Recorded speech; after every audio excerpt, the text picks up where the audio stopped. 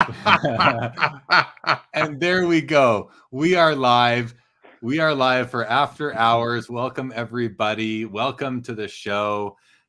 Let's let a few people pour in here, guys. But we were just, I just asked Steve if he could get his head up a little bit higher in the square. He said, sure. And now he's still where he was. So I said, we're going live. We're going live. It's a metaphor for what Steve is going through. He's in quicksand right now with all the expo prepping. So I'm not fat. I'm just short for my weight. That was always one of my favorites. It's okay. It's all good. So listen, guys, this is fun. We're here to talk about the expo. It is next weekend. Ameet, I can't wait. How about you? I can't wait at all. First time in, I want to say 22 months. Is it 22 months? About that? Yeah, I can't wait. It's going to be, it's like Christmas several times over. I can't wait. And Steve, I bet for you, you're now at the point where you can't wait for it to be over because of just how much you've been going through to get this thing going. How talk a bit about how, I mean, Dale really touched on it on the last episode, just about how tough it's been to be a card show promoter and what, the hoops you guys have had to jump through over the past year. How are you doing, man? How has it been to get this show together that we're gonna all be congregating at next weekend? Well, you know what you said. I'll be looking forward to being over, and that's not true. Certainly my wife would be, but I've done a lot of marathons and things like that in my past, and I always tell people, what the race itself is the fun. That's just the victory lap, if you will. All the hard work and the training is in the lead up. But the big difference about this one is that I've done what I normally would do in 6 months in 6 weeks. So it's been super compressed and very intense that way. So probably the same amount of hours, but in a much shorter time frame. But yeah, pandemic was a curse and a blessing, and I think I learned a lot about the hobby in particular during that time. And I kind of tongue-in-cheek was saying for a while that show promoters were the only people not making money during the pandemic. But I tell you, I got my money's worth in terms of a hobby education, and I'm super grateful for that. Yeah, no doubt. Bobby makes the good point. Not next weekend, Thursday, which is true because you've added that fourth day, which is something that I'd been kind of hoping for quite some time because, you get there. Friday, the show is open Friday. Friday goes by. Great. 2 days left, right? We're only a third of the way through. Yeah. Saturday goes by really quick. You go for dinner. All right, well, there's still one more day. And then Sunday comes and goes. You're like, I just want this to last forever. So the fact that you added another day, even though it's just 4 hours, the VIP preview on the Thursday, I'm really excited for it. And I'm grateful that you have that extra day of action for the show. So yeah, me too. It was interesting because the way it started, it was a pre-pandemic sort of plan, just sort of mimicking what the National does, and frankly what other Comic-Con shows and stuff have done things similar. But then once I was into pandemic planning, it was more, holy shit, if I have only 1,000 people I'm allowed to let in, I'm going to have to extend the time over which I could do that. So that was kind of frankly what drove it initially. But now I'm just super glad that it's it's something that's going to be. I think it's going to be there's a ton of buzz around the show, but certainly the first night. So I'm super excited. People keep asking me, all right, so is that going to be this coming back for May? I said, well, come on, let's get through November first, and then we'll decide. But I don't see why not. I'm most excited about the street vendor guy, the street meat guy, the sausage vendor, and the smell. Even though I said I didn't miss it, I do miss it. His daughter was telling me how excited he is to be there. He's an older guy, and I asked if he was healthy, he was going to be there, and she said, "Oh yeah, he's so excited for this show. He can't wait." I mean, what do you think this adding the Thursday is going to do for the show in terms of, because the National has always been a 5-day show, the Expo has always been a 3-day show, and that's a big difference. But now we're a 4-day show at the Expo. Sorry. What do you think? Like, how do you see that kind of impacting the hobby's overall perception of the Expo? And I mean, like south of the border. Do you think it makes it more attractive for people south of the border? 100%. It's more attractive. People realize there's money in the game. They're going to come here and enjoy and have fun. I'm also partially happy that the dealer day is out of the way. Then we actually have 3 days of dealing with customers, so that's good about that too.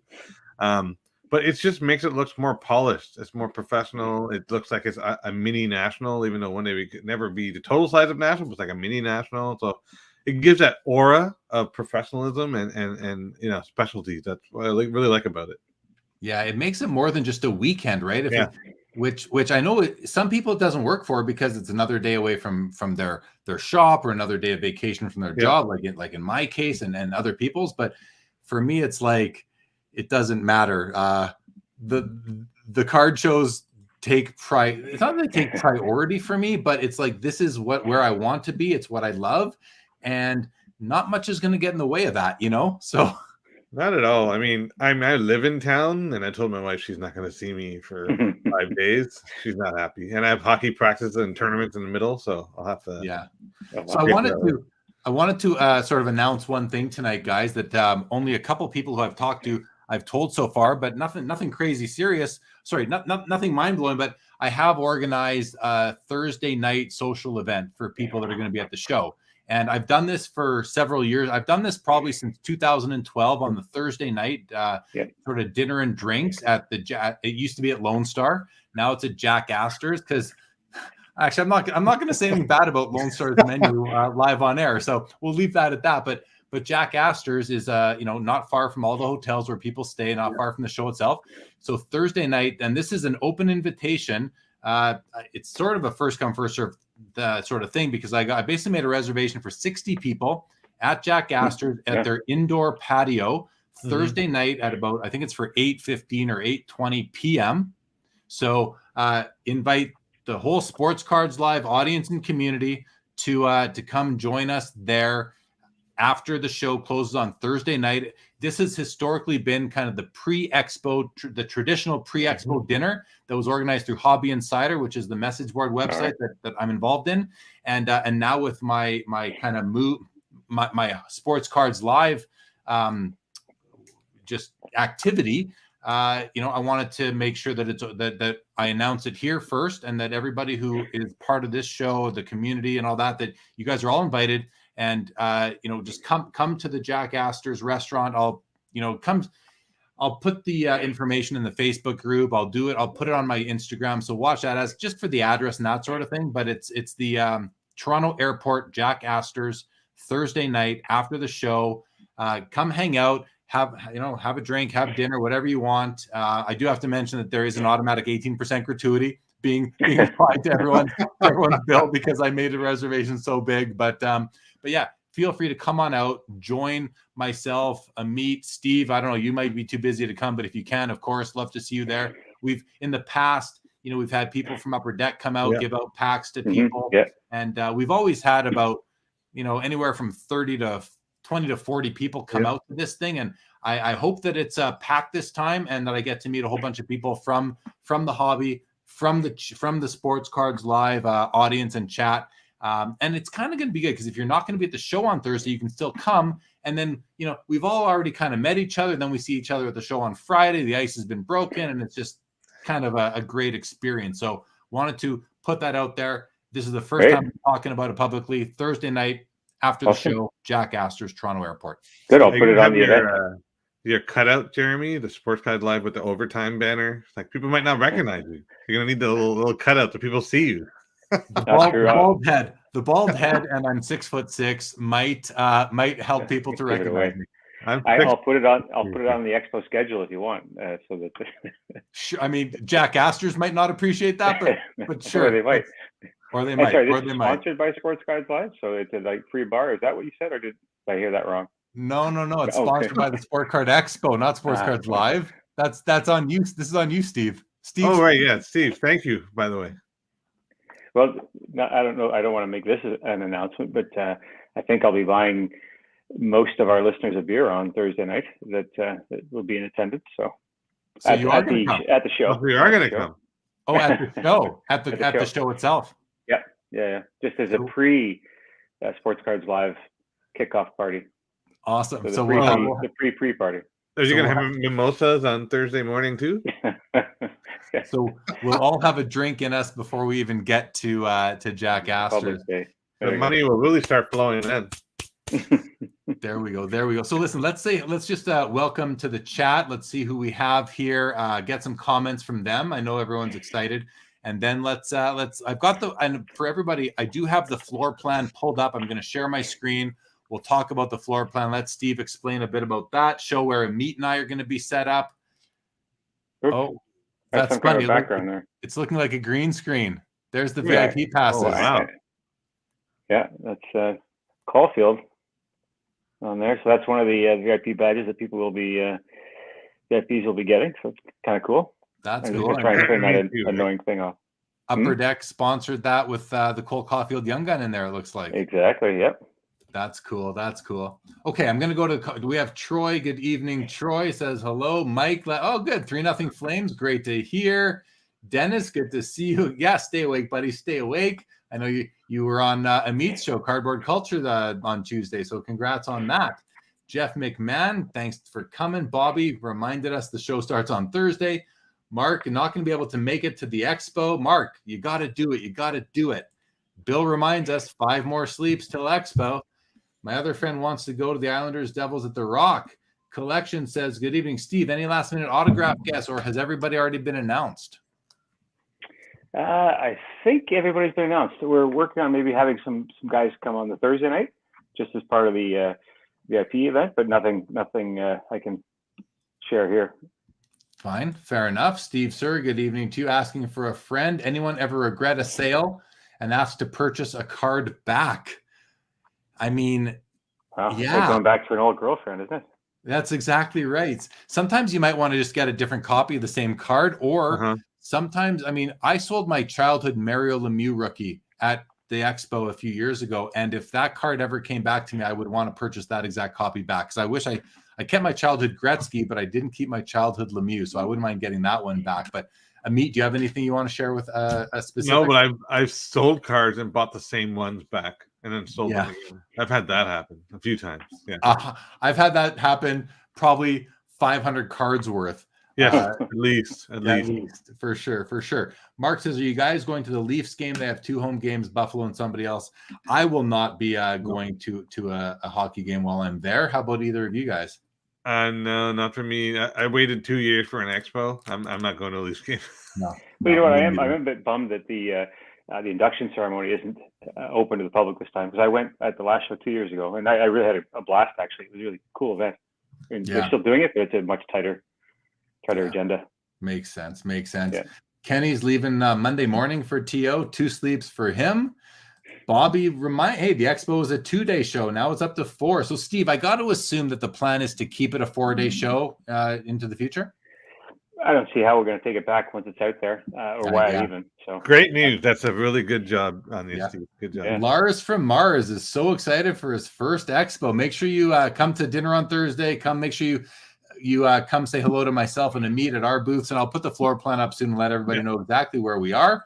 Matt Pime says, first virtual expo was fantastic, very memorable and important for the time. Everyone asked me how the weather is here in LA.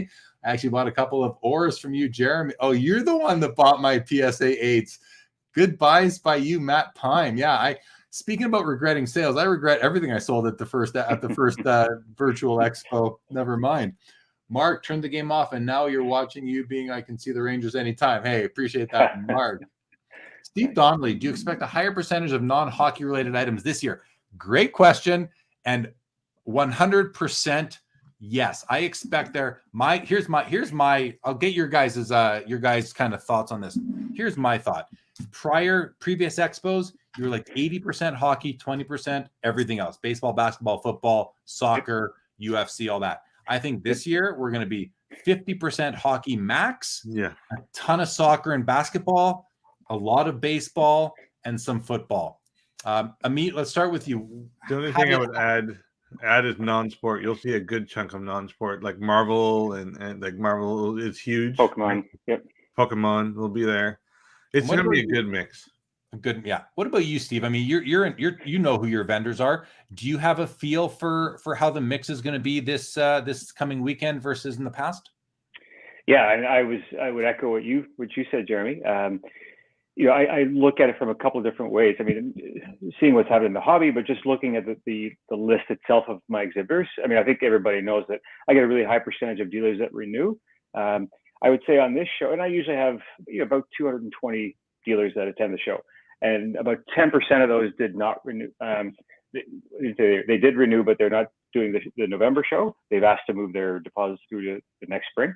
So that's 20 to 25 guys that didn't, and I have had probably 60 to 70 new companies that have come in. When I say new companies, new dealers, and that's a mix, an interesting mix of new collectors, but it's also a lot of the kind of companies that are supporting the hobby, if you will, with everything from new fractional ownership companies to different types of display companies and that kind of thing. So absolutely, and the number and type of inquiries I get are all about that, are supporting a lot of sports other than hockey, and to Ameet's point, non-sport gaming in particular. I could see hockey being even less than 50% of the cards on the tables and show. In showcases specifically, what vendors have in their 4-row boxes that are stacked up behind them, I could see there being millions of hockey cards that way. But as far as what's being on display, I think you're going to see a lot less hockey than ever before, and I think that's really good in terms of growing the expo into an international event like the National is versus just Canada. And I mean, let's face it, the expo is filled with Americans all the time, but most of them are driving up from the Northeast. I think we're going to see as the show evolves and time goes on, more and more people coming from the US. Do you have any feel for that, Steve, this year, the American participation? Tough to say in advance. One thing I will say that you touched on, showcases. I thought I was being a little cheeky ordering another 50 showcases or something 6 or 8 weeks ago, and I wish I'd ordered 100. I'm 50% more that I've rented out this show from the last one. So I think that really speaks to the percentage of higher value cards that people want in display cases as opposed to just in a $5 box or whatever. So there's that. I mean, the US thing is a big deal. So I'll kind of back up a couple of things that I was thinking about on this. So back in July, I took the calculated risk of just doing this show. I mean, there's a lot of and especially a bunch of the dealers that support it. The way the venue was working, where we're hosting the show, they've been renting their space out for warehousing. Like literally, the hall that we're normally in, Hall 5, is on a long-term storage contract. That's why we're not back in there. So just whatever it is, Walmart or something like that, that's storing pallets of stuff. So I made the decision to go ahead in July that I was going to do this, regardless of how it turned out, not knowing. And I even made the calculation that, okay, it could be that the border won't be open by then. Could I do this show if it were 1,000 people, or if it was just more of a hobby type show with buy and sell tables? It wasn't what I wanted to do, but I still felt there would have been enough demand for it. Thankfully, I think everything seems to have kind of lined up or fallen in place the right way, with capacity being open, which, I don't think it's too cheeky on that to say that thank you to MLSE for getting that open, coincidentally, in Ontario, the first weekend of the Leafs home opener. But we're now at full capacity. There's still Upper Deck, the U.S. staff, apart from our good friend Diane, who may even be on tonight. She'll be coming up kind of on her own time and dime, as she said, but they won't be up as a company, but of course Upper Deck will be there with their redemption zone. And a number of the other U.S. companies that support the show and the hobby are going to be there as well. But I can't tell yet from exhibitors, but I think there's there'll be a lot of people that come up. Awesome. Yeah. Good. Criminal Mind says, is Thursday dealers night only? No. So what Thursday is set up as, we're calling it a dealer and VIP preview night. So VIP packages, which I just, as we were doing the intro, I just checked, we're over 400 pre-sold VIP packages. And again, that's actually more than double the last show as well. And I think a big part of that is because of the preview. A lot of people, I think, want first crack at buy and sell. So it'll be dealers, which numbers, anywhere from 1,000 to 1,400 plus. So it's a pretty big show, even just on Thursday night. But just so everybody knows, it's a fully open show in terms of every dealer and company that's going to be part of the show will be there and be open. All the grading companies, authentication companies, and then every exhibitor that's there will be open Thursday night. Good stuff. Valentini says, hello, looking forward to this expo. I'm literally taking Thursday to Sunday, so it's like a mini vacation. Looking forward to meeting you all, especially Jeremy. Hey, Valentini, I especially can't wait to meet you too. Colin Murray says, for a dealer that has a big setup, the extra day is huge to set up properly with the 2-day setup. Yeah, that's a great point by Colin. Sean Robb said, thanks for organizing Jack Astor's Thursday. That kind of event really adds value to the expo.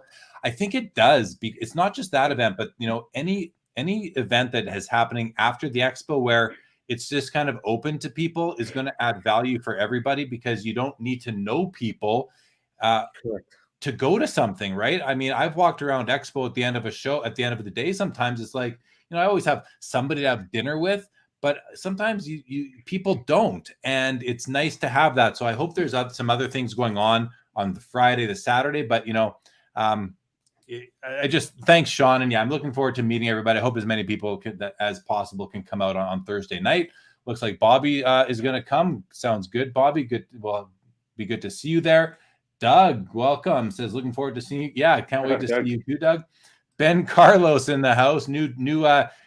What are you, Ben? Are you now like the lead anchor on TSN or something like that? He'll be giving out. He asked, will I be giving out more Jeremy head stickers? I'm going to bring some Jeremy head stickers with me. Yes, I am. Birds on the bat. It sounds like these that being in Ann Arbor, Michigan, only minutes from the Canadian border is extra tough. Wish I could go to the show. Yeah, too bad that you can't. Hello to Albert Jones, Todd McDonald. Ben Carlos will be at the Raptors game on Sunday. Karn Rye in the house. Will be the most diverse expo ever. Yeah, for sure. But it's interesting because it might not be the most diverse expo ever, but it might be the most diverse expo to date, because as things keep on evolving. I mean, where do you see kind of, Steve, when's the next expo? Is it going to be in May? May, yeah. May, so, May 5th to 8th. 5th to 8th. Mark that in your calendars, guys. So Ameet, how do you sort of see the May Expo being like look forward? I know you're speculating, but how do you see the May Expo versus the one coming up next weekend? I think that everyone's going to go to this one and be amped, and they're going to blow the May one out of the water. That's my gut feel. They're going to just see all the amazing stuff, and they're going to just really want to make sure they're out there for May. A lot of people might be apprehensive still, right? But by May, that'll be gone. The people will be out in droves. And what's funny, Ameet, and Steve, you'll get a kick out of this. Like after every expo, me and Ameet, we talk. We're like, all right, 6 months till the next expo.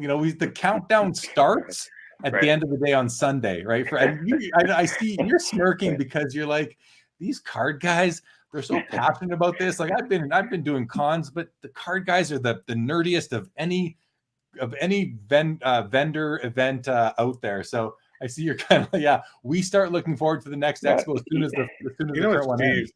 Steve looks most forward to these 4 days is you and I won't be texting him. Well, you know what? One of the things I learned over pandemic, and I think I talked about this last night with Bobby and Carlos, was it really landed on me, and I think largely from you both, Jeremy and Ameet, how big a deal this is to collectors.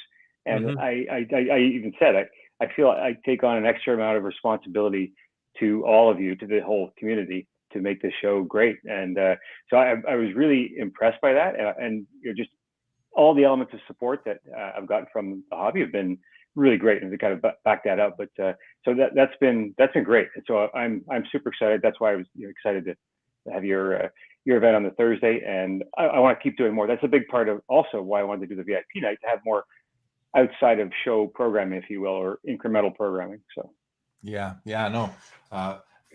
for sure, man, for sure. We're gonna need 2 halls in May, I think.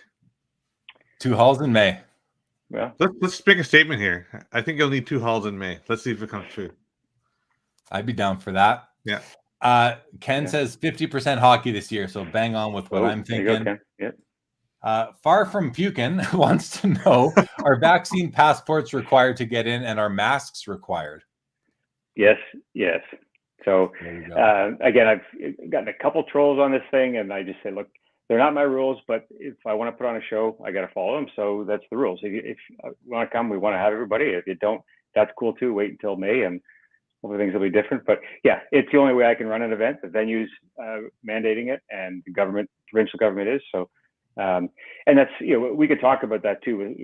People want to talk about the hours or just how things are going to flow and everything else. But and that's another benefit, frankly, of the VIP night, is that it's going to get a big chunk of people that already go through that process. So basically the way it's going to work is that once you're vaccine checked once, you'll get a special wristband, and that you won't have to be vaccine checked again throughout the weekend. So you'll be able to go right in. And so it'll be that much quicker and easier. So, Good. But yeah, it's required. Well, good. I mean, I think a lot of people wouldn't come if that wasn't the case. So I agree. There's that part too. You can put most of us in that category, I think. Yep. Luigi said some pretty good eats by the Expo as well, which is true. And I must say, the restaurant selection right near the Expo has gotten better over the last couple of years. So, and especially those ones that are right there, right at the entrance to the International Center. So that's great. Frankie Stain in the house. Hey, Frankie. Frankie Stain in the house. Good evening to you, and a big thank you to Steve for bringing us all together again. It's a great point. I wanted to touch on it a few seconds ago, but I lost my train of thought. But it's like it's like Dale said on the last show.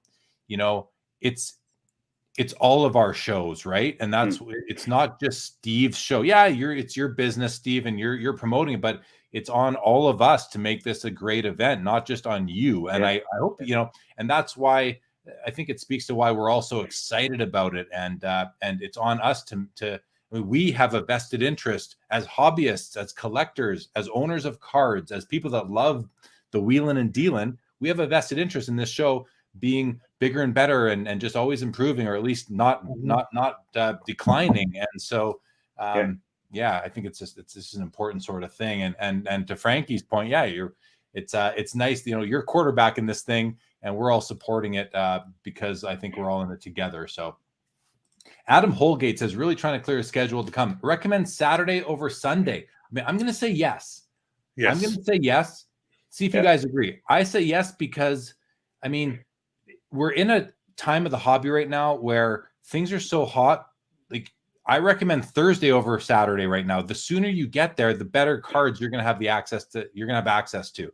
So, and the more selection, I believe. So let me speak. Sorry, I'll speak to that too. And I agree. I mean, Saturday at most shows, whether it's Comic Cons or sports card shows, Saturday is almost always the biggest day. But interesting here, as I mentioned, Thursday night will also be big. But I'm just looking at my ticket sales. And again, keep in mind, so at the last show in 2019, my advanced ticket sales were about 6% of the total. So pretty small. And it's still not going to be a bigger, huge number, but it's going to be like 50. Right now, it looks like it's targeted to be 15, 20%. So it's more than doubled. But what's interesting is that my Friday set pre-sales are almost the same as my Saturday. Which again, I think speaks to exactly that guys want to get there early and get it quick, buy it or sell it fast. Yeah, you're right. I mean, Friday morning has always been the best before the doors open to the public. As a vendor who has that early access, Friday morning is always the best. So Thursday will probably be the best opportunities right now. Ameet, what do you think? I agree. I think this year you're going to see people buying cards right away. If the virtual expo is any example, like people saw the card, they bought it right away. I think in person it's going to happen with a higher degree of frequency. So I think you have to come in as early as you can and get your items right away. They won't be the good stuff won't stay around. Yeah. Mark says, the fact the show's in Toronto, how well will non-hockey cards sell? I know dealers are coming from all over. Very, very, very well is how they will sell. I mean, basketball is extremely hot in Canada. I mean, the Raptors, it's actually funny. If you think about it, the Raptors have more fans than any basketball team in the NBA because the Raptors have the whole country. Whereas even in LA, you've got two teams between the population of Los Angeles. So, and the population of California, what are there, 4 teams in California or something like that? So, I mean, the Raptors probably have the largest fan base I think the Lakers probably do because they have global significance, but You know, the Raptors might be second for the largest fan base worldwide, and Toronto fans are rabid basketball fans. And there's the Blue Jays, who have some great young stars. So, you know, I think, and football is just popular everywhere, the NFL. Yeah. So, and now soccer. So I think the answer is very well. And a lot of hockey collectors are branching out, and they're branching out aggressively. So I think people that have that diverse showcase are going to reap the rewards of that. So, any either of you guys have any comments on that? So I'll go in there. So I agree with you, and I think the non-sport angle is going to be amazing. I mean, look at Robert Downey Jr. autos right now; they're in the five figures. Like, it's going to be an exciting time to see this kind of stuff in showcases. And I'm looking forward to dealers and customers who are usually disappointed. I'm like, do you have any basketball? Do you have any non-sport? He's going to get a lot of support for those guys. Those guys are going to be happy, and they're going to bring some of their friends. So I'm happy for that. Yeah, for sure. Agreed. Skeppy says carpeted floors, or will everyone's dogs be barking by Sunday? Unfortunately, I don't. The answer isn't the one we want. Steve, No. Can you speak to to this issue? Here's what I like to say: wear comfortable shoes, drink plenty of water, and bring lots of cash. Those are my three tips. So read into those what you want about carpet. But, yeah, the ATMs run out of money quick.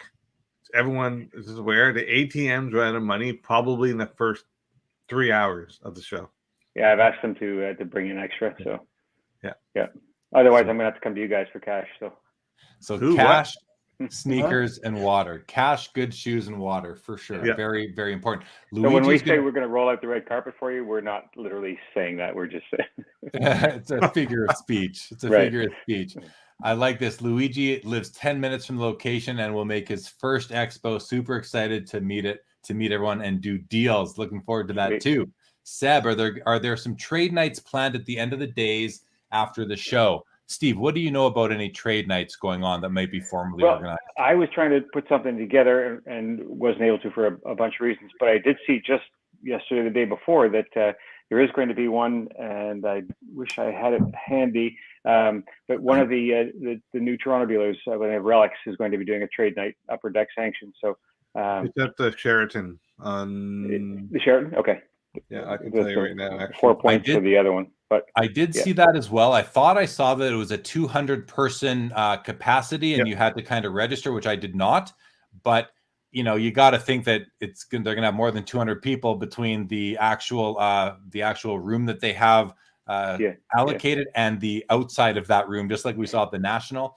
So I mean, November 13th at 7 p.m. at the Sheraton, and there is a limit. There's a limit, right? But I can't see that limit being really managed. You know what I mean? Because people are going to go anyway, maybe not get in. Hopefully people go. Hopefully this thing blows up and we being the hobby takes over the lobby and maybe some other of the areas of the hotel, like what happened in Chicago, which was amazing. What happened there. Yeah. Do you remember, Jeremy, our trade nights where I'd be on a Friday night. We would stay up all night, sleep for 2 hours, and come back to the expo and do it again on Saturday. Yeah. Yeah. What was the hotel called that we used to all stay at there? It was a terrible hotel, though. Quality Street? Quality Inn. Yeah. Sorry, I didn't mean to offend anyone, but yeah. It wasn't quality. But we'd stay at that hotel, and we would all congregate in somebody's room, and we'd be doing trades. And we also did them on Sunday nights too, I believe, after the show was over. But hopefully we get some of that going where there's room for more people. And it sounds like Relics has that event going. So hopefully that'll be good. But I would advise people to kind of keep your ear to the ground, talk to people, see what other things are planned, because these trade nights have become really intertwined with the event itself. And you've got the days of the show, you've got the evenings, you got to eat. Well, most people need to eat, some don't. And then you want to keep on hobbying. So I'm sure there'll be some other things that'll pop up. I have to think. Jeremy, for the record, you don't eat. I've never seen you eat. I pick up Tim Hortons on my way in, and then I don't eat until after. There's no time. I mean, I'm not about to leave the expo to go get food. No offense to the International Center, but I'm not going to eat the food at the International Center. So, I mean, It's also too busy. You're talking to people, like, it's insane. Like, you just can't leave. I don't even notice that I haven't eaten. Yeah. So No, it's good. Bobby says on Wednesday, will dealers have to go to the front or will there be testing at the back door? Yeah. So no, and I understand why you might think that, but no, the way we're setting this up, and again, we're trying to be as effective and efficient as possible, is on the Wednesday move-in, the dealer testing will be separate from the consumer testing. So all the dealers will be having to check in before the show opens. So everyone will be tested at the back door. So where the loading docks are and that sort of thing, where they're usually in the same kind of spot where the dealers would come in, get your exhibitor kits and your badges and so on. The same thing. We're actually going to be doing a bit of a drive-through testing. So you get your COVID screening, your vax check before you go in and queue up for the move-in. So. Okay, good, really good to know. Lapper, looking forward to seeing Lapper at this show. Lars from Mars asks what might be the most imperative question of the night. Will the Mayor of Canada be there? I can affirm that yes, the Mayor of Canada will be making the trip up from Long Island. It's funny that the Mayor of Canada lives in New York, but hey, that's just the way it worked out. He will be at the show. You'll hear Mikey Singer says Steve looks great. Shame he's not using the blue Yeti mic yet, which is kind of true. It might have the sound quality might be better, but we're doing fine still. Ian Undercover. I thought Jeremy was the Mayor of Canada. No, that's he's a gentleman by the deputy name of Rich Barone is the true Mayor of Canada. Mikey, can't wait to see you there. Steve, does Mikey have a booth at the show to buy and sell cards?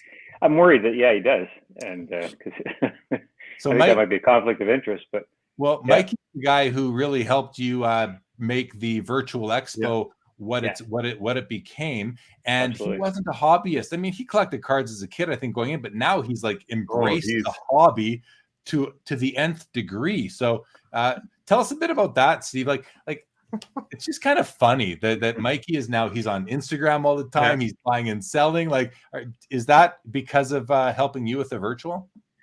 Absolutely. I think a lot of it, sparked his renewed fervor for the hobby. But yeah, he's in, balls deep, as they say.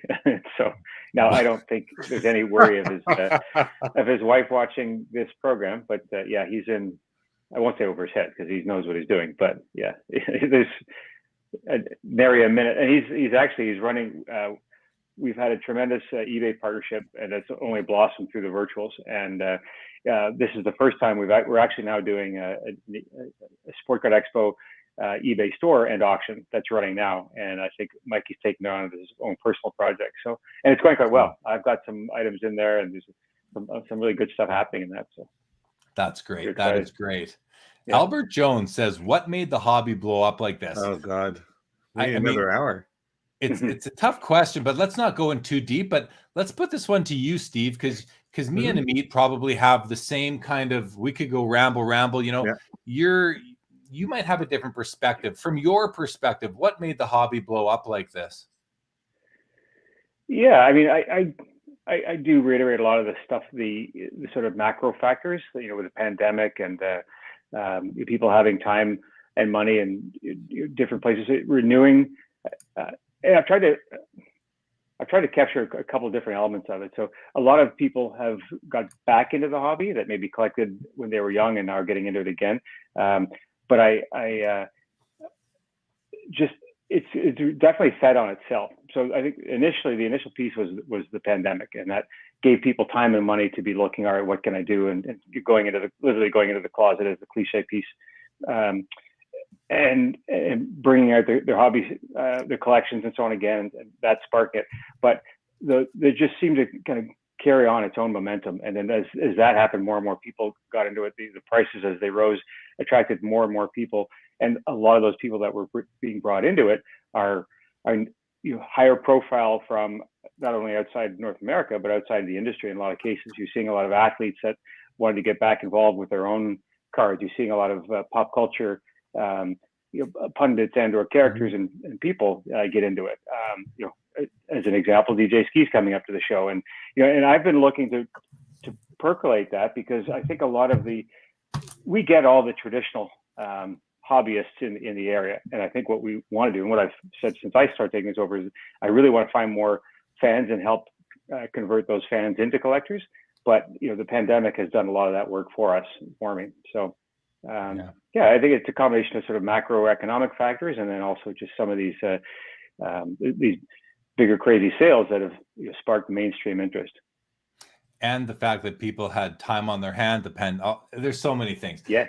Criminal Minds says, will Brian Gray be attending the show, and will there be on-site grading? I don't think Brian Gray is coming because I didn't know if those two parts are separate questions or somehow they're connected, but they're unrelated. But what can you tell us about on-site grading, Steve? Okay, yeah, Leaf is not attending, and I don't know if Brian will be, but we need more room in the show for him and his energy. So hopefully he does, but I don't think he is. So on-site grading, we'll have four grading companies there. KSA and MNT, the two Canadian grading companies, will be on-site and grading on-site. And you can click through on their website. They both have their show specials around timing and pricing and so on there. PSA will be there represented through PSA Canada, Brad Hartland and his crew, and they've got their information that you can find in terms of service levels and pricing of what they're offering. So they'll be taking submissions on site, and then Beckett will be on site taking submissions as well. Beckett won't be doing any rock hard reviews this time, but they will be accepting submissions. And then authentication side, PSA and Beckett will both be accepting submissions for authentication as well, but GSA will of course be on site, and they will be doing submissions. They will be doing authentication on site, and they've already got apparently quite a lineup of people, because they haven't been in Canada to authenticate since November of 2019. So, and then they'll be going over to Dale's show in Vancouver the week after. So if they're doing the Canadian tour, that makes sense for sure. Steve, Collection SML. I know the expo is now in a new hall at the International Center. Is it smaller or bigger than the old one? So in terms of just straight square footage, it's actually about the same. It may be like 3,000 to 5,000 square feet less, because they put in a new food court area. The challenge is it's more of an L-shaped, and it's kind of a funny shape. It's narrow in the entrance, and then it's a wider, kind of like almost a hockey stick. But then I've had to add more space because of the wait list, and I had a wait list for some time. And as I said, until I knew I was going to be able to have more than 1,000 people, I wasn't going to let in more vendors, because I didn't want to dilute that for the existing dealers. So once they opened that up, I let the most of the waiting list in. So we actually have more square footage than we did in 2019 this time. That's amazing. Mikey says he'll personally screen you and me, Ameet. So we'll get that. I'm scared. Officially. I'm scared. What's the saying about gloves? I don't know. Victor says to you and me, Ameet, will we be creating content while there? We'll start with you, Ameet. No, I think this time I'm going to be just enjoying the show for what it is, because the first time in 20 some odd months. Maybe in May I'll do that. Right now, I just want to have fun with cards. I don't want to trip up at cameras. Yeah. For me, I feel the same way, but I will do like a walkthrough, I think, maybe an Instagram live sort of thing. But as far as like sports cards live episode, I don't think so, but you never know. We'll just see how it can go. Mikey Singer blames Steve completely for getting him into the hobby now. Alf Godet says the lockdown did it, and cleaning out the old trunks. Yeah, I agree. Barbara Welcome says that's so true. The pandemic, everybody got cleaning their closets out like me. My cards are all raw and I have to get them graded. Mickey says, I'm 15, so hyped for the show. I got a few friends coming out that I got into cards, and my dad is Valentini Kitchens. Haven't been since the last show. Can't wait for y'all. Jack Astor's awesome. Mickey. Billy Celio. This name sounds familiar to me. I don't know who he is. Celio. He's a Billy troll. Celio. Well, anyway, he says, my question is for me. What will you do with all your free time, since I won't be there to ask for you to ask a million questions? And we are very upset that Billy, who is the brand manager at Upper Deck, will not be able to make the expo for sure. 4-0 Flames. Very happy to hear that. Thank you very much. Scott Cause will be Will Scott Cosby driving up from Buffalo? I'll drive and meet crazy if I'm allowed to cross the border. You can cross the border, so You can. come on up. An Uncommon Curator says, can you all pay my way up for the weekend? We'll sleep in the hall under Jeremy's table and eat discarded Timbits. You don't want to see what the floors are like in some of these places. It's so funny because Ameet and I have been set up next to each other at the expo for, I don't know, 10 years now. And Ameet he'll back me up on this. I'm pretty like, I don't like a mess at our booth. And Ameet sits there cracking packs of cards and throws the wrappers on there. I come around every half hour and like clean up after him and clean out our area to make it a little bit more just enjoyable to be in. So you don't want to be under anyone's booth near where me and Ameet are for sure. So, Steve, should we bring up the floor? What do we call it? Sure. Yeah, the floor plan. Yeah. Floor plan. Okay, let's bring up the floor plan, and we'll let you. So here we go, guys. I'm going to bring it up. There's the floor plan for the show. It doesn't all fit on the screen here, but so here we go. It's November 11th to 14th. Now 4 big days, and this is the hall. So the entrance is right over here, Steve. Yeah. You know what I'm going to do? Actually, let's go to the bottom first, just because the hours. Because I had sent it out yesterday just to the dealers, but I had sent it out with a mistake on one of the hours. So you can see at the bottom, the public hours are Thursday 4 to 8. Friday's changed up. We're starting earlier at 10 o'clock and going to 8 p.m. Love it. So give a bit more time for after expo activities. Saturday's usual time of 10 to 6 and Sundays 10 to 5 as well. That's great. And I just want to say about the Friday, the hours used to be, I believe, from 1 till 10. Yeah. Or was it 1 till 9? Whatever, 1 till 9 or 10. It was 10 initially, and that was one of the first things I changed. Yeah. It was 10 o'clock. I wouldn't have eaten all day. And the show ends. We'd go to the keg. Yeah. We'd wait 45 minutes for our table. You're eating at 11:45. You're scarfing down a steak at midnight, and then you're going to sleep and you're waking up to go back to the show. Yeah. If you're not going out to have some drinks or whatever with some friends. So, okay, there we got the hours out of the way. That's the hours. And I'll just add to that, VIPs do get in 15 minutes.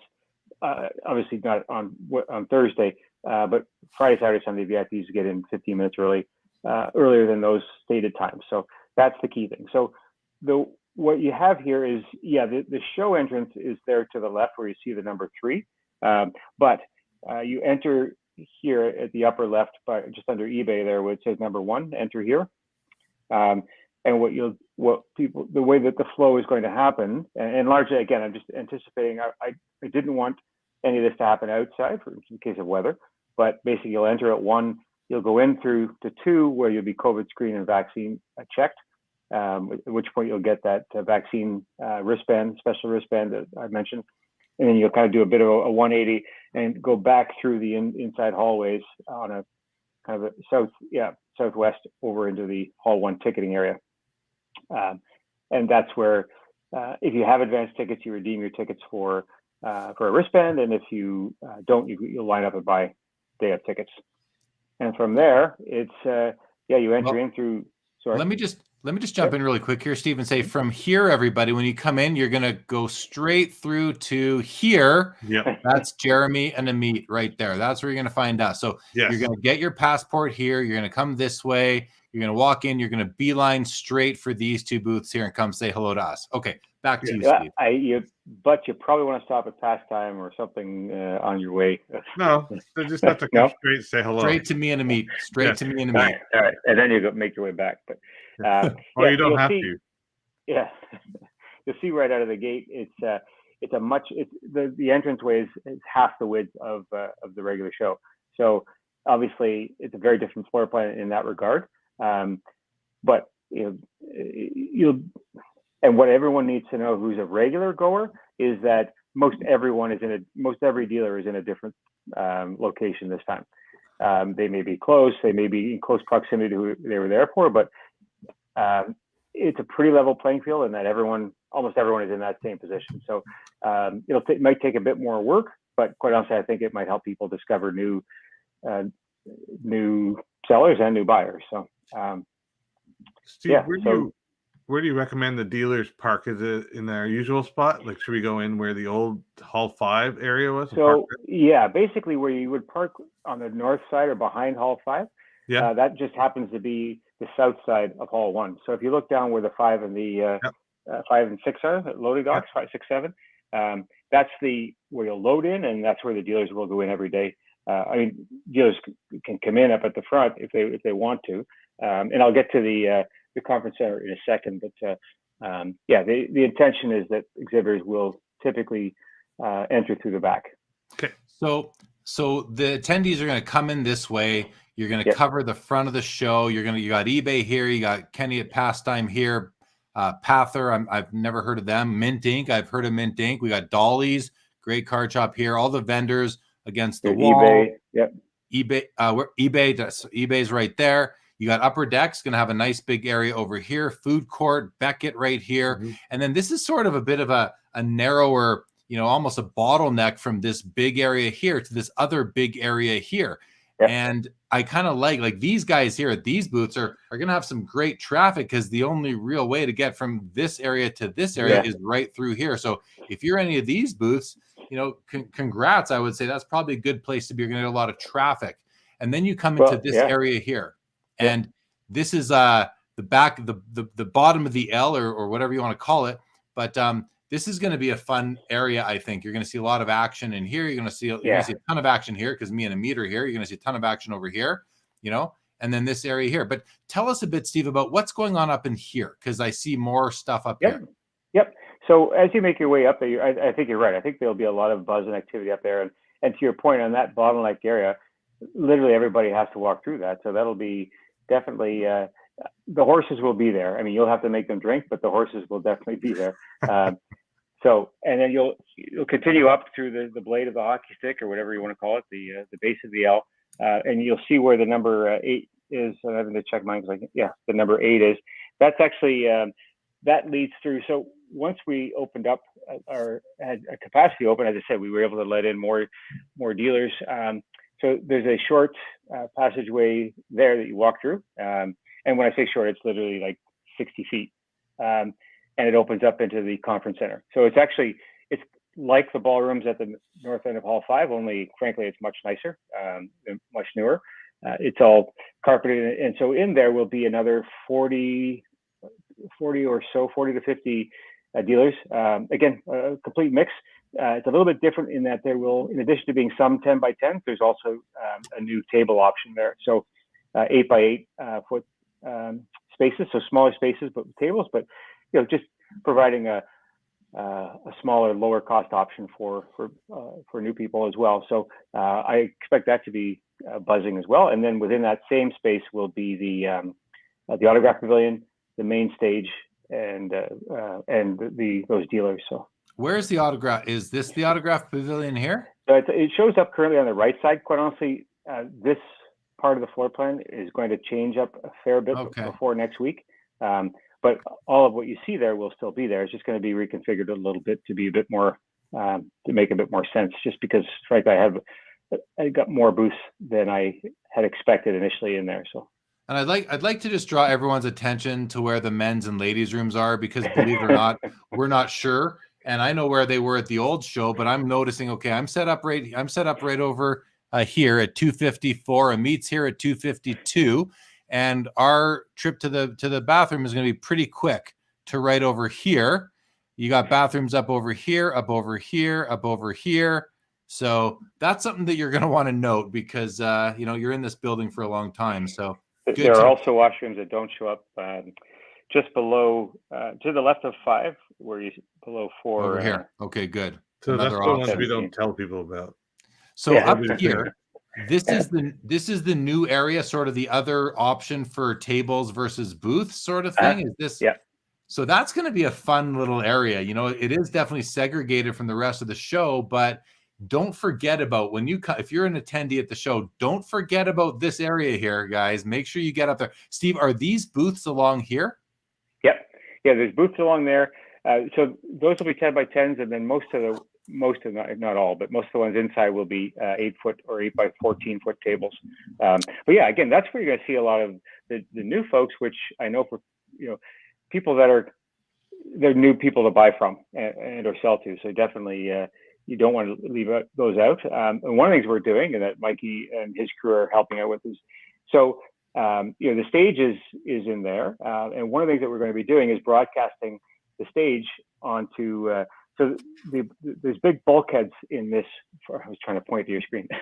There's big bulkheads on that first part of the wall, like just on either side of the eBay booth on the wall. So we're going to have projectors.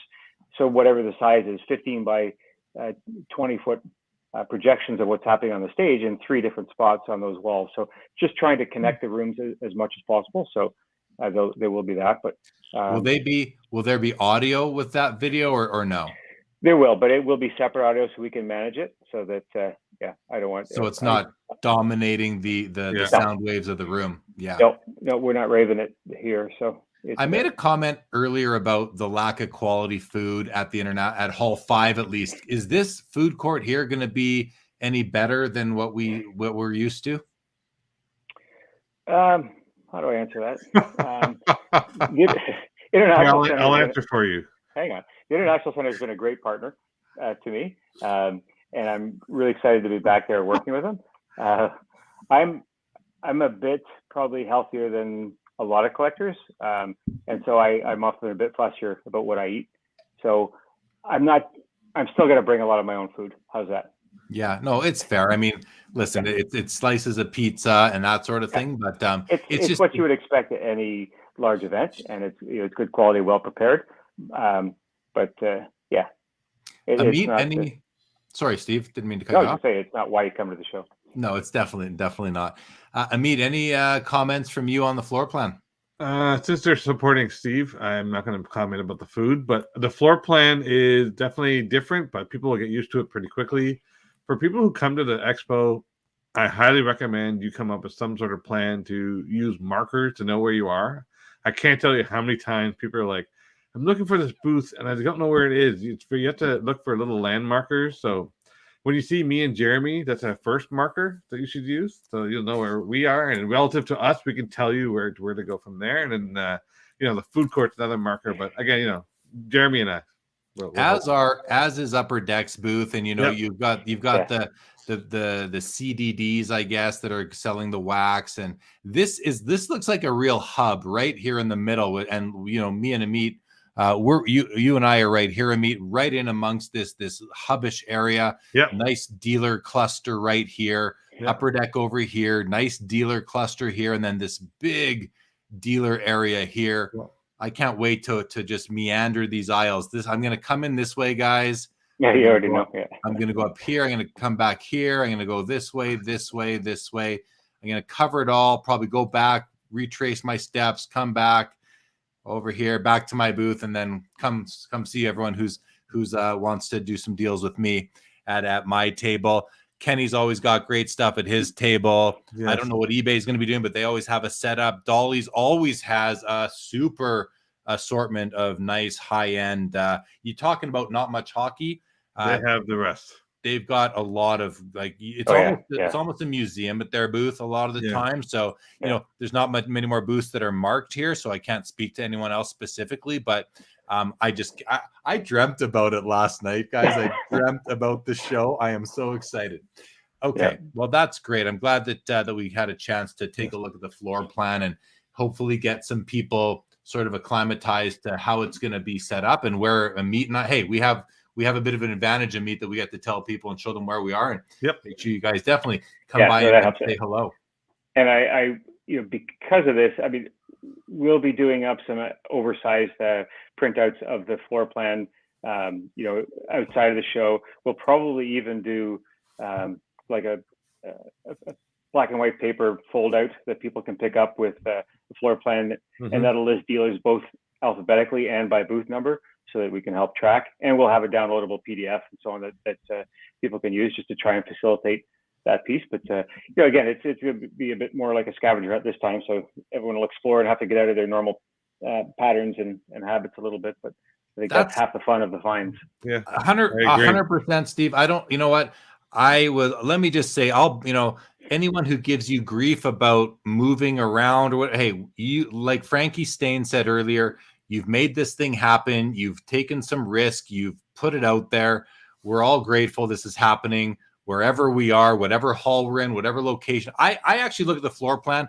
I don't see a bad booth in that whole place. I really don't.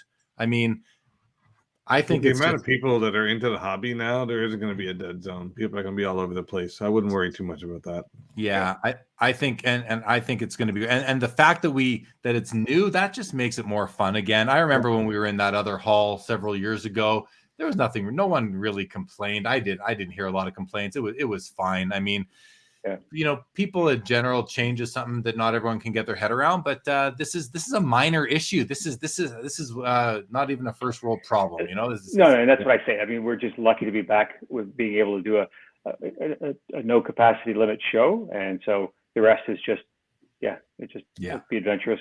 Don't say history. We haven't gotten there yet, Steve. Let's get there first, and then you'll say the rest is history.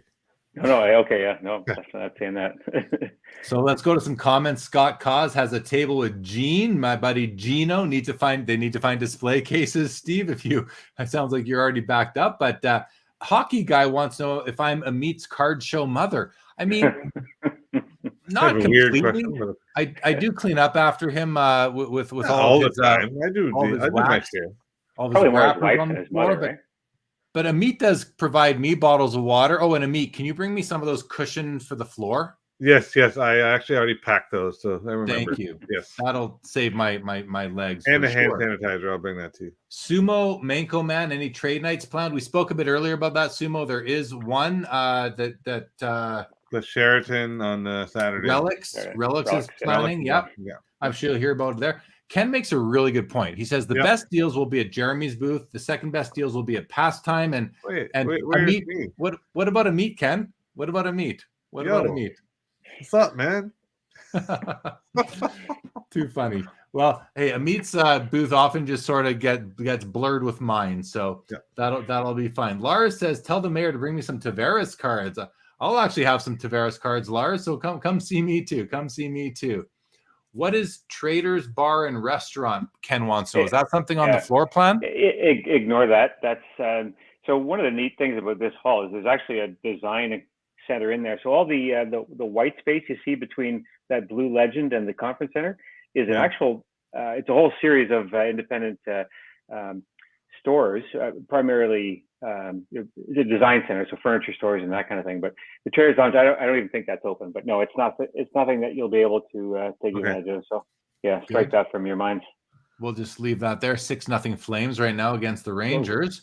Uncommon. Where is PSA Canada booth? Where's the PSA Canada booth? Do we happen to know that off the top of your? We do. Mind? That's booth 121. So if you look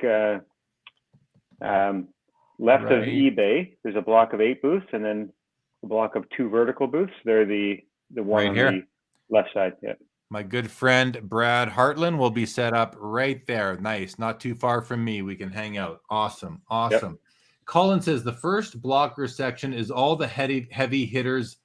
Dealer wise, the first blocker section is all the heavy hitters.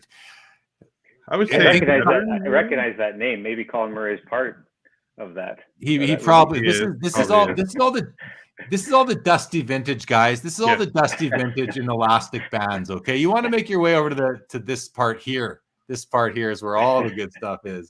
Just kidding, Colin. You got the location advantage, buddy. Will dealers have Canadian football cards or just NFL? Says Mark. I'm sure they will. I'm sure there'll be some. Yep. There'll be some for sure.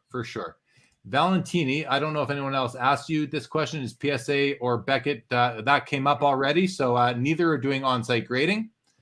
Barry Ma of ComC says, "Hi, Mr. Menzie. Will you have a hard copy Expo magazine for this show?" We do not. Just because again it was so late getting finished. But what I will show you. Hang on, I'm going to duck off camera here for a second. Hey, where'd he go? Oh, I'm back. There he is.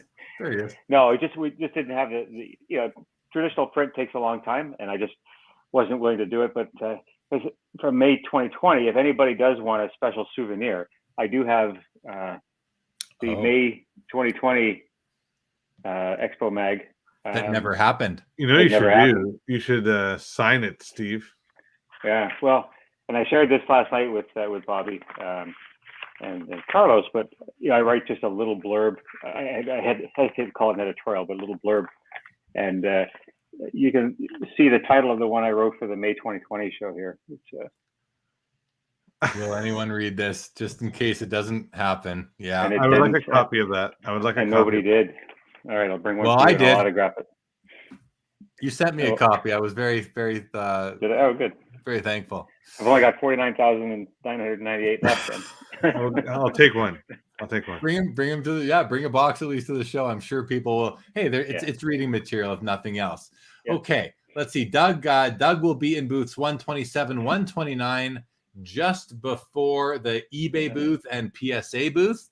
127 and 129. Yeah. Let's just bring that up and show everybody where Doug will be. Looks like he is right here. Yeah. Oh, that's a nice location for Doug. That's and Doug is part of what I call the Maritime Mafia. Probably the most fun bunch of dealers anywhere on the floor.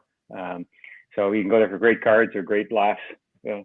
Or good jokes. If you stop here, to everybody attending, if you stop here at the Maritime Mafia with Doug and everybody else, make sure you get past there. Don't stop here and think the show ends here. It does continue past this part. It does go all the way here, guys.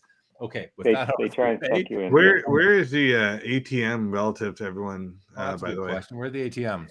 Well, the ATM is actually closest to where the craft eater thing is, but I'm trying to get them to put some right out by the ticket booths.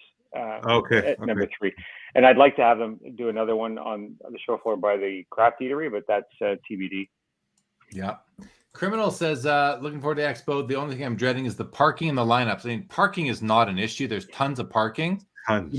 You might have a bit of a walk, but there's tons of parking, and the lineups. Yeah. I mean, once you're in, you're in, and then don't worry about that. That's definitely not nothing to worry too much about.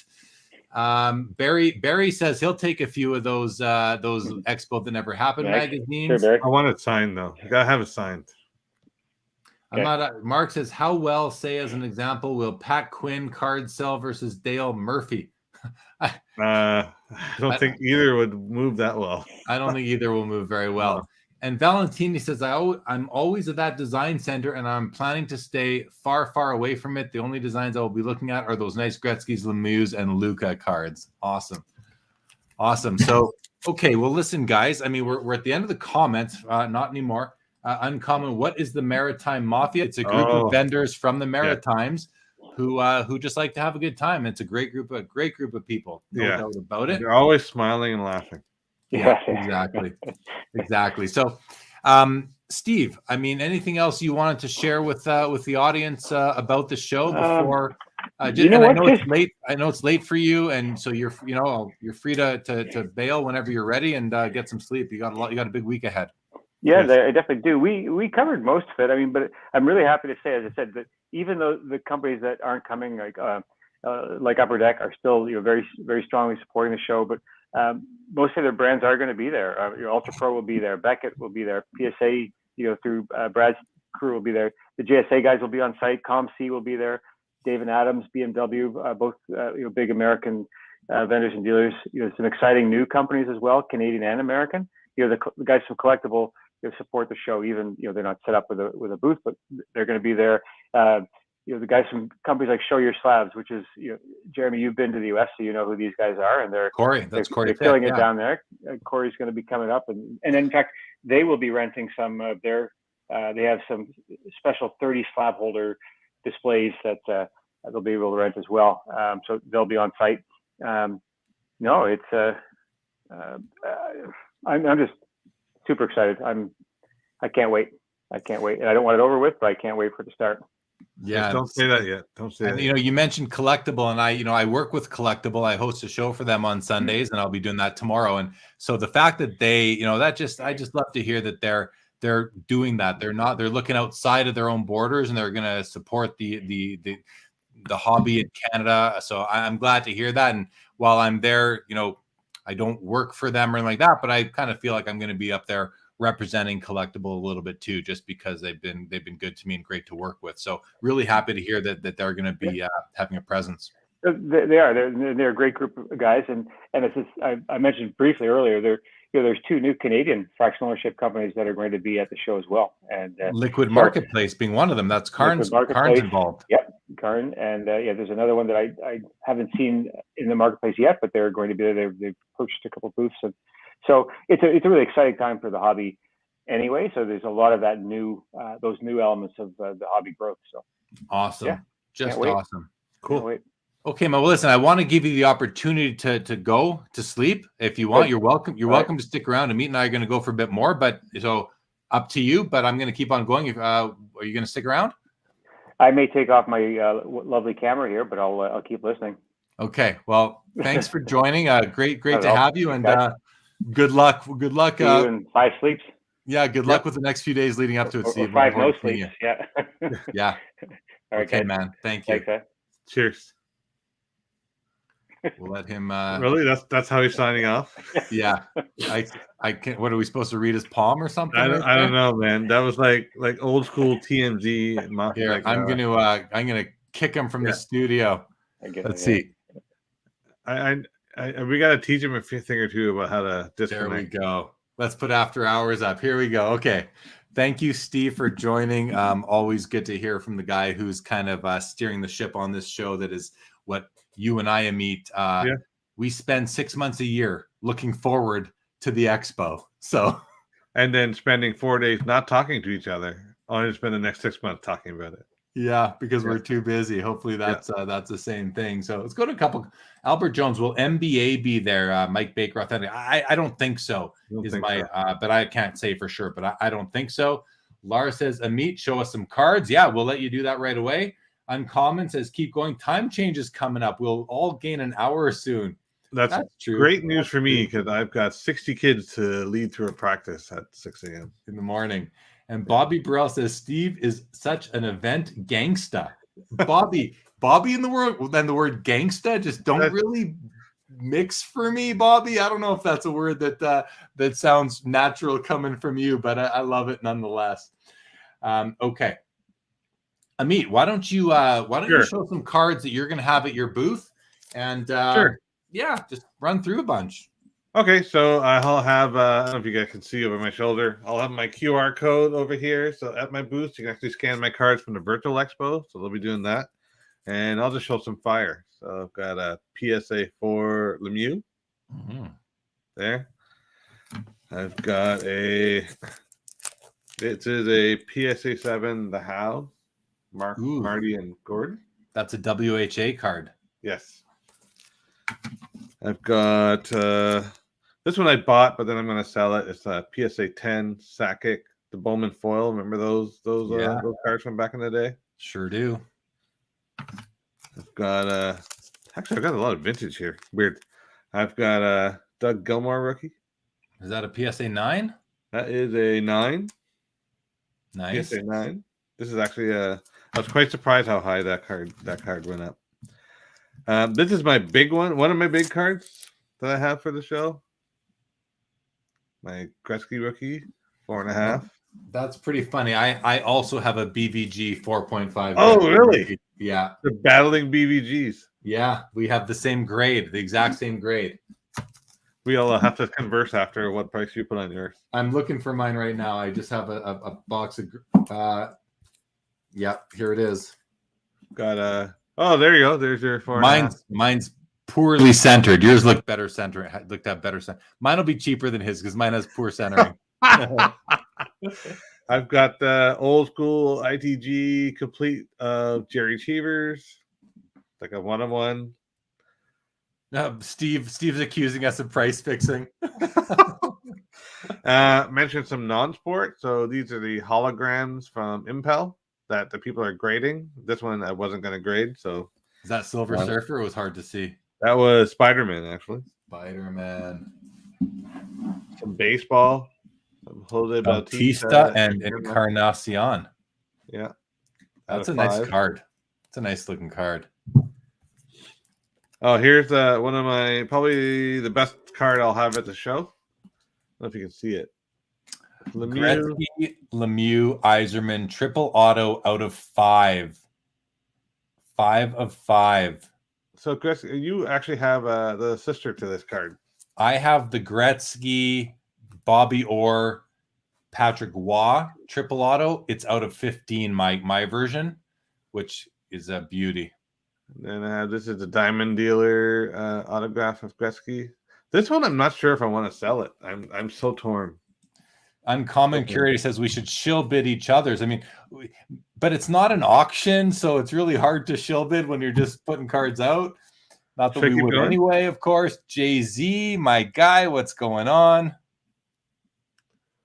Oh, Marner at nice a 10. Marner. His rookie year. Should I keep going, Jeremy? Scott Cause just offered you $20 on that triple auto. Oh, nice. Well, Scott Cause will have to keep talking about more 20s. It's a Brodeur short print auto. That's nice. And not all of it is like that, but I have other things like, well, actually, I'm lying. Got some Eisermans. Eiserman autograph, nice. And then I'll give you some airtime too, Jeremy. Take a couple more. That's something cool. I missed this. Bobby says, I was trying to keep up with the lingo Ameet dropped about Steve. Old school TMV. I got some old school, not old school. Sorry. I read Bobby's comment and I talked about, so I got some patches. These are like the smaller end cards I have for sale. Anyway, I've got four showcases worth of cards. There's going to be stuff from all sorts of genres in here. So that's some of the sampling I have. And Jeremy, you want to take some airtime and I'll show some after? Yeah, I actually shipped out today a box of cards to you, Ameet. So I couldn't bring everything with me on the plane. So I shipped out a box to you. It's got 3 2-rows in it, jam-packed with like top-loaded cards, and then 1 4-row jam-packed. And then I'm bringing another 2 2-rows and another 3 2-rows and then another 2-row graded 2-row. And then I got this guy here as well that's filled with sort of graded cards, and then one of these. I think that's about all I'm bringing. So I've just got these are my graded cards that I'm bringing on the plane with me. So they're all higher end, and I see that got a post here too, so you can scan this at the show and see cards that I've got packed away that won't fit in showcases. That's really high end technical setup right there, Ameet, with your QR code to see what's behind the booth. That's pretty amazing. People can scan your QR code, walk around, and just kind of scroll through all of your cards. Yeah, Jay-Z says that triple is amazing. Wants you to sell it to him. Big Ball Striker says, let's see the prices. I'm not going to show prices on the show tonight. We'll show them at the show itself. Jay-Z wants to see the slabs. You want to see slabs? Albert Jones, I want to go so bad, just bad timing. That's too bad. Matt Pime, whose jersey are you wearing, Ameet? This is Cody Franzen. Don't ask. Very smart with the QR's right. Valentini, feel free to ship me some cards anytime. I'll ship them to you over the booth at the show when I meet you, Valentini. Looking forward to it. And Scott Cause says that's actually brilliant, Ameet. It is. It's a lot of work. Good for him. Got to be organized, right? That's what people are looking for. Kurt Renault says, might be a dumb question, but how does the currency work for a Canadian show with both U.S. and Canadian vendors and buyers? Vendors choose to take one or both.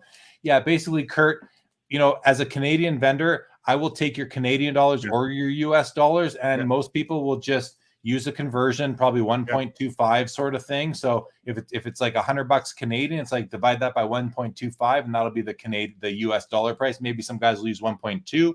Tough to say, but the U.S. money is very good up in Canada, just like it is around the world. So don't worry about that. Your U.S. money will go further than your Canadian will. 1 second, Meet. Uncommon says, so will there be a Central Canada, East Coast, and West Coast Mafia Wars? Do I need a vest? I don't think you need a vest. Just bring lots of cash. That's all. That's what you need. That's all the mob wants, right?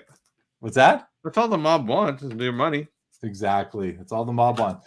Joe Perot, my guy from Santa Cruz, says this is like the YouTube tailgate party for the Expo host. Hope everyone has fun. Joe, we'll miss you. Wish you could come. Yeah, Matt Pime says that looks like a giant redemption card to meet your QR code. You should have made it look like a redemption card. Yes, actually, that's a good point. Next year.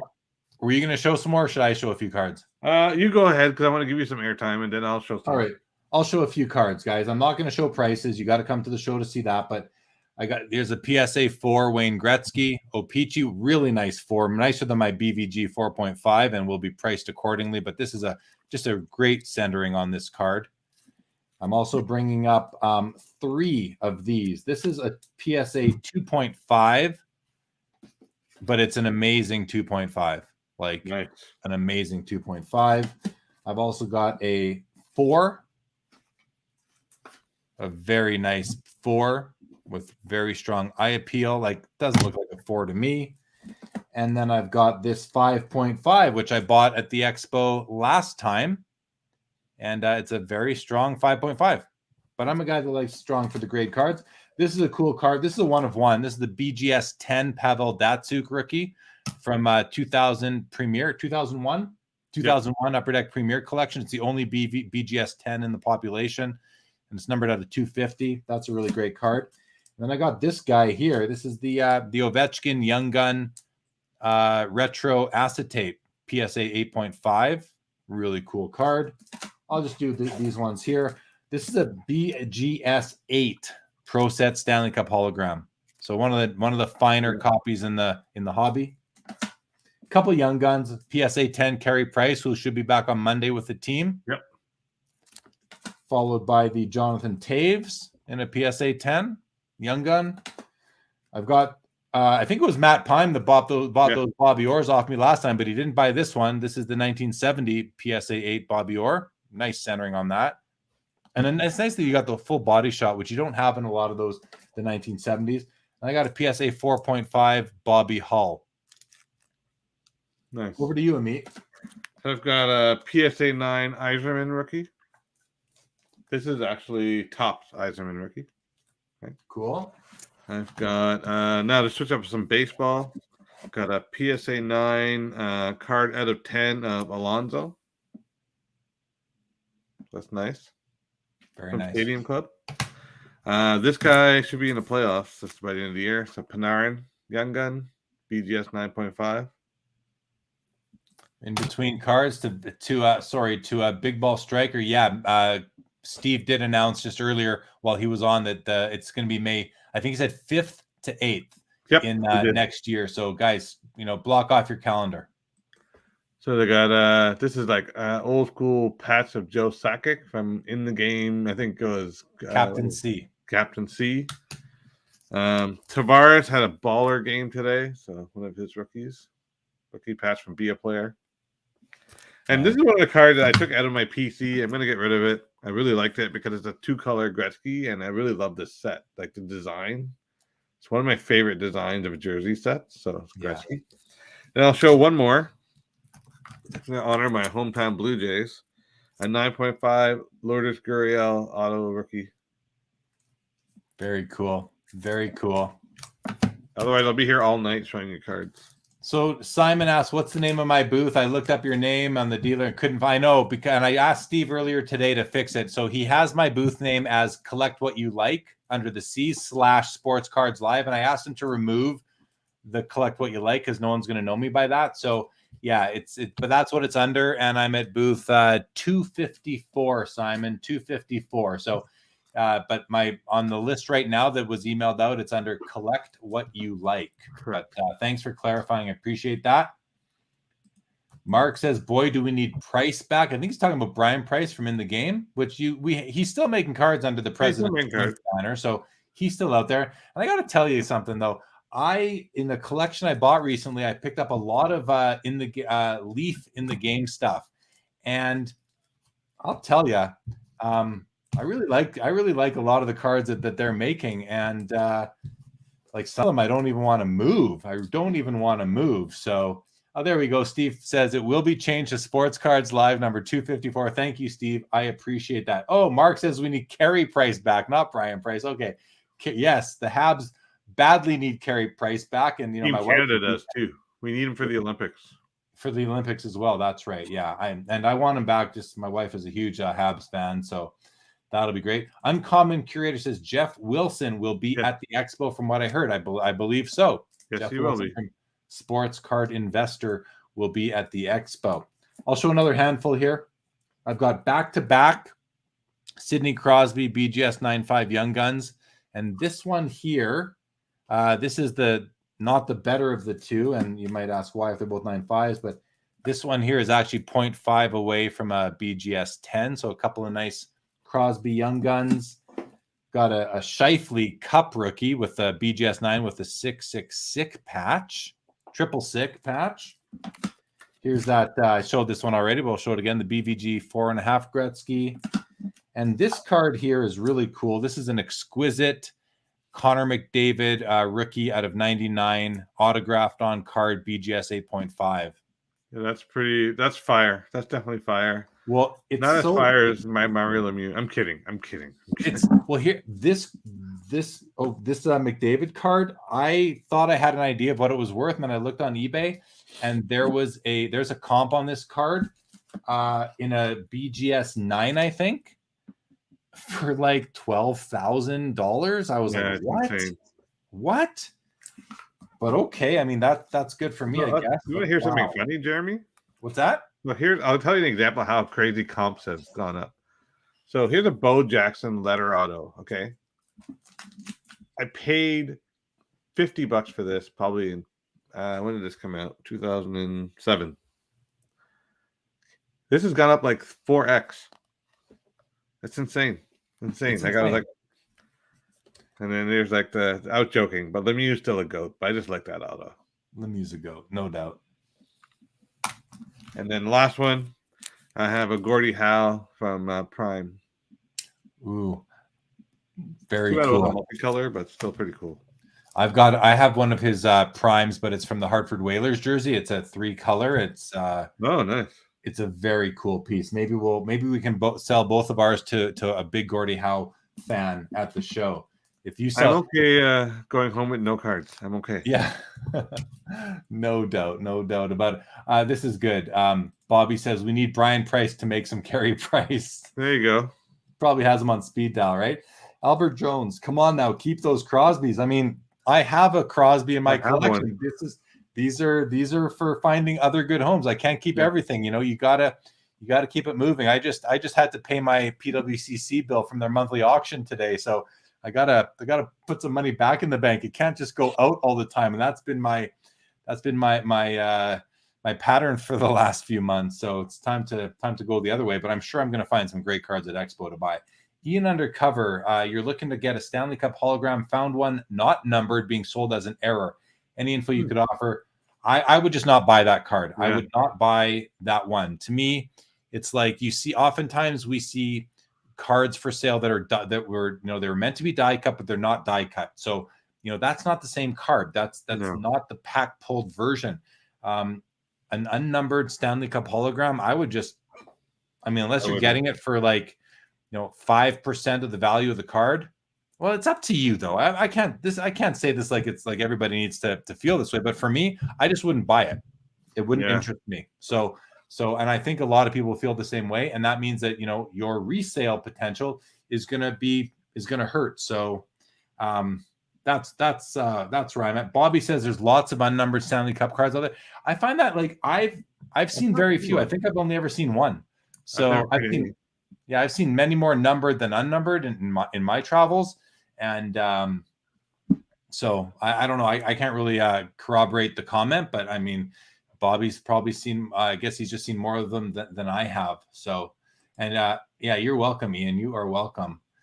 Mario is a GOAT, but Palffy is the GOAT. Ziggy Palffy can't beat Palffy. The GOAT. Matt Pine, what are you looking to buy at the show? I'm at a point right now, Matt, where whatever catches my eye, that's my approach in the hobby.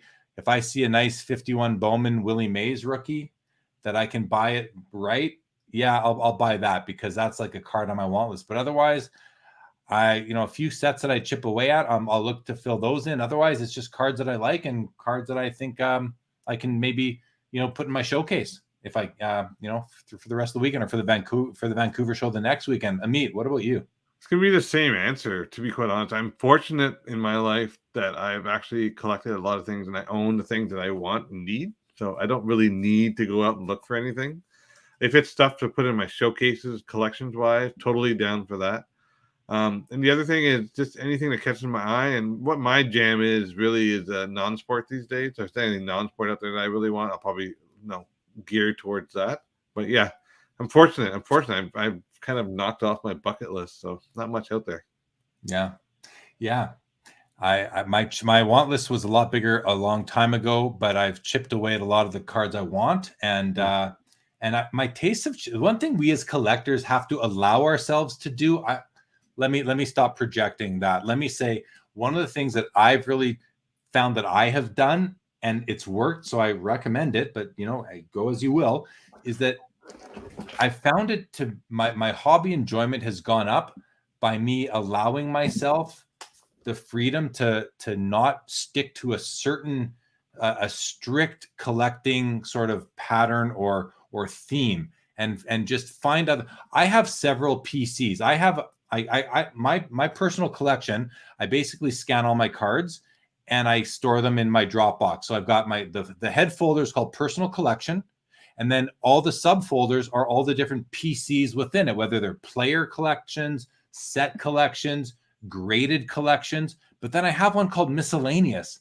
And it's kind of like one of my favorite subfolders within or sub PCs within my whole PC is that miscellaneous, because you don't know what you're going to get. So I would like advice I would give to collectors who find that a lot of people are often looking for a new direction to go in. One of the best things I think you can do is cruise a card show or an online platform and just find it, look for cards that speak to you, something that catches your eye. We're as seasoned collectors, we can walk through a card show and scan showcases pretty quick, and we're going to see amongst that sea of cards, we're going to pretty much spot the cards that we are adding, that are adding to a set we're collecting or of a player you like, because you've seen that image so much. But maybe slow down a little bit and see what else jumps out at you. The term a card that speaks to you, it's kind of a funny term, but it's sort of true. If you see a card that you want to pick up and look at, maybe that's a card that you should own. And maybe it's not the right player, but then okay, this is the brand. Now I want to go find my player in that card or something like that. So anything to add to that, Ameet? No, I echo your sentiment for sure. And I have nothing further to add to that for sure. Bobby's seen at least a half a dozen unnumbered pro set holograms. Criminal Mind, Lemieux has an ugly. I don't think he has an ugly. I don't think so at all. Yeah. No. I don't think it's ugly, Crim, but I mean, it's to each their own. To each their own, though. Okay. Yeah, I think there's uglier ones. Lars, you're probably gone, but great to have you, and we'll see you there. Eric has not bought a card in over a year. Well, it's time. It is time. Mark Santucci, does Ameet have any Guy Lafleur, Serge Savard, Rod Gilbert, Bobby Orr, Bobby Hull, Bobby Clark, and Ken Dryden cards? I have them all. The only one I don't have is Ken Dryden. I didn't pull them all out because I have too many here. But yeah, I have Guy Lafleur, Serge Savard, Rod Gilbert, Bobby Hull, Bobby Clark, and Bobby Orr. And there's Bobby Orr right there. Oh, that's a cool card, actually. SPA. Yeah. I have a Ken Dryden that I picked up and it was in the collection I bought, and it's an autograph double mem piece of Ken Dryden. I think it's numbered out of 7. You don't see many of those, so no. That's pretty cool. Albert Jones, you think that because of Ovechkin hitting 109,000 for his cup card, that it will bump up Crosby and McDavid's cup RPAs? Sort of, yeah, I do. I do. I think that those cards are all grails. Those 3 cup RPAs are the top of the mountain when it comes to cup RPAs. The RPA is the top of the mountain we're seeing it with LeBron James. When his card goes for $2 million, I mean, 109,000 for Ovechkin. I know it sounds crazy, but it sounds cheap too. So yeah. Eric S., I collect football and just don't care for Panini. Fair enough. Yeah. Krim says Gretzky and Orr. Now those are immaculate autos. 100% agree with that for sure. Uncommon 83 Wrestling All-Star cards are hot. Buy them if you see them. And Hockey Guy says Sergei Samsonov, the goat of autographs.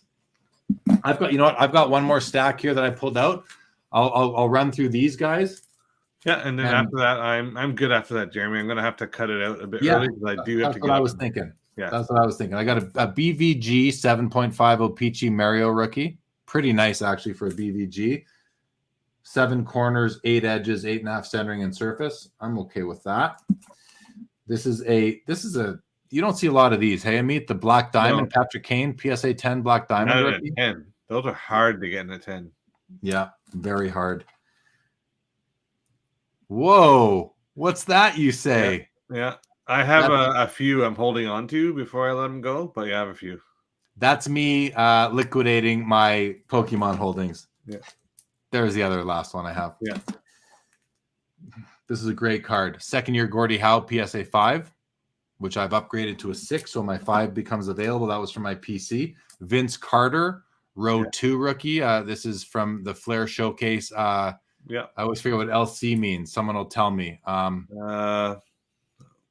It's escaping me right now. Something collection, not luxury, but can't think of it either. Legacy collection. Yeah. Thank you, Legacy collection. This card is numbered, actually on the front, it's numbered 3 of 99 in blue, which is pretty cool. Pretty rare Vince Carter rookie.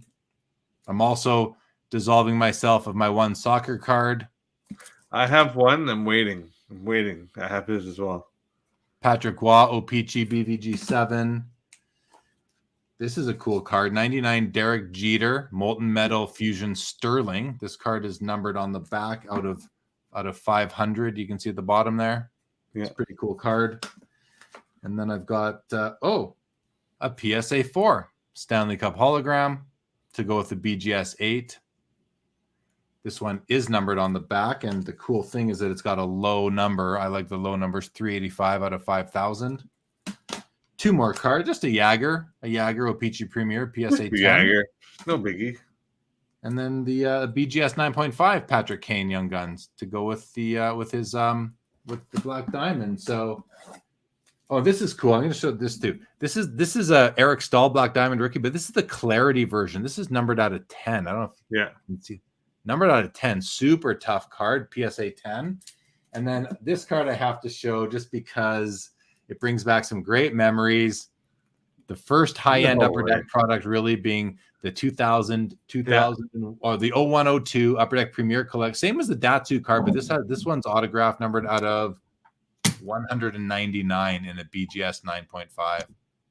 I loved this card back in the day, Ameet, and I'm hesitant to sell it just because of the memories of collecting 20 years ago. But, Kovalchuk kind of didn't have the career in North America that I think I would have liked him to have. So so that's all. That's what I'm going to show.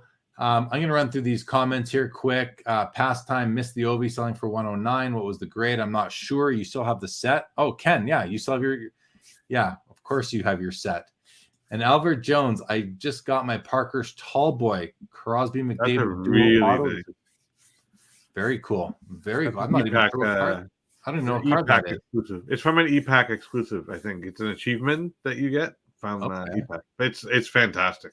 That's amazing. Okay, guys, listen. We're going to wrap this up. One second, Meet. One second. Final comments from the chat if you have any more. Otherwise, that's it. I'll be on tomorrow night on the Collectible YouTube channel.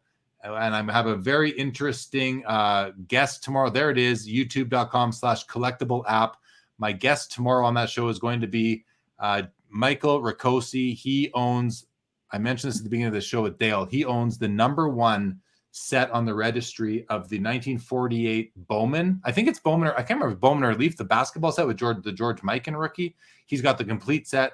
He's #1 on the registry, has been for a while. He's got the #1 57 top set on the registry with the Bill Russell and the Kusi rookie.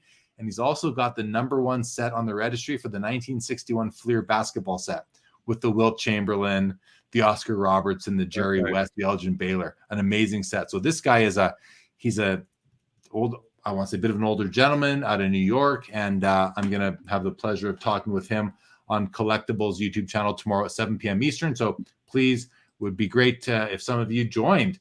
Mark Santucci says, Ameet, I'm happy the Leafs beat the Bruins tonight. Albert Jones, yep. I guess you had to build a puzzle to get it, the duel. Very cool. Well, congrats to you, Albert. Everybody else, guys, thank you for joining. We're both excited for the show, Hockey Guy Chris. We are both excited for the show. Yeah, I priced a lot. I know a lot. So, guys, thanks again for joining tonight. If you caught both episodes, appreciate it. We'll see you at the show, Valentini. Looking forward to meeting you in person. And everybody else, have a great week. We'll see you at the Expo on Thursday, Friday. Don't forget about Jack Astor's Thursday night, 8:15, 8:30 after the show. Come see us there. Same to you, Valentini. Appreciate that. That's it, guys. This is over. Meet Hang Tight.